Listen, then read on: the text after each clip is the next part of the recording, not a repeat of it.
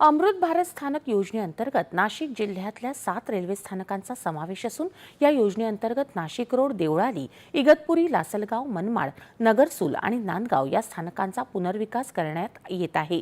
या स्थानकांपैकी देवळाली आणि लासलगाव रेल्वे स्थानकांच्या पुनर्विकास कामांचं आज पंतप्रधान नरेंद्र मोदी यांच्या हस्ते उद्घाटन होणार आहे। या दोन्ही रेल्वे स्थानकांचे या योजनेअंतर्गत व्यापक नूतनीकरण झालं असून यामुळे या विकास कामांमुळे प्रवाशांचा प्रवास अधिक सुरक्षित, स्वच्छ आणि आधुनिक होणार आहे।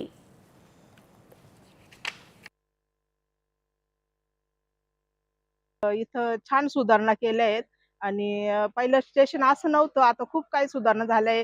कॅमेरे लावलेत, लिफ्ट लावलंय आणि बाकडे वगैरे सर्व एकदम इतकं छान केलंय का आता असं वाटतं की हा आता खरंच स्टेशन झालंय. लिफ्ट आहे.